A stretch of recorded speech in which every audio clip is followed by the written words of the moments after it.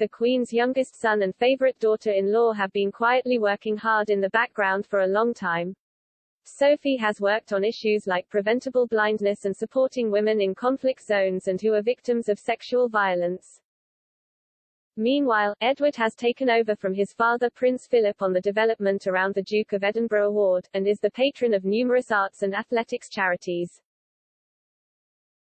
However, it has been argued that they are not actually taking on any more work, they are simply being recognized for the work they were already doing. Pod Save the Queen is hosted by Anne Gripper and features Daily Mirror royal editor Russell Myers. The pair were discussing Sophie's wide-ranging interview with Naga Munchetty for BBC 5 Live. Mr. Myers acknowledged that many people are not happy with the way Sophie and Edward are being described in some discussions. He said, "I know some people are loath to, when we do say, stepping up, or that she is, filling the Meghan-shaped void. And, of course, she has been doing the role for 20-odd years now, she has very, very diligently worked within these arenas herself and sometimes they get picked up and sometimes they don't, unfortunately."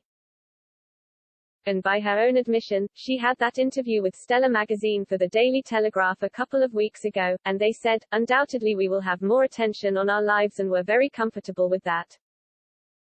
I mean, I wrote an opinion piece today saying essentially that we're pretty modest, both her and Edward, but more so focused on Sophie, very, very modestly getting on with the job, happy to have more attention on her because she's more comfortable in the role."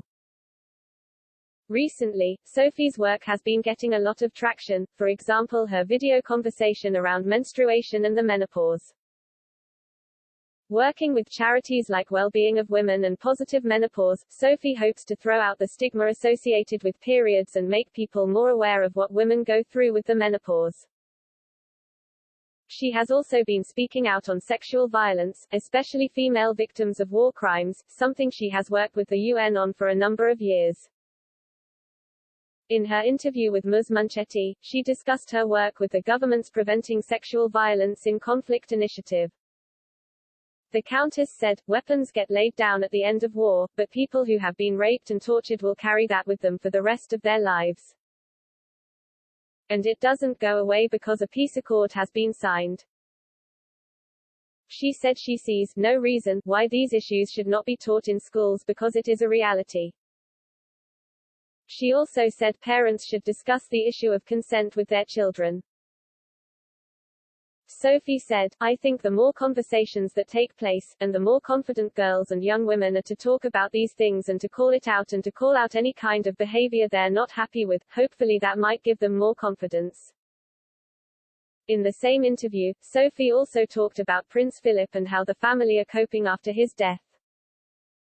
She said he has left a giant-sized hole in their lives and got quite choked up talking about her memories with him. To subscribe to Pod Save the Queen, go to your normal podcast provider.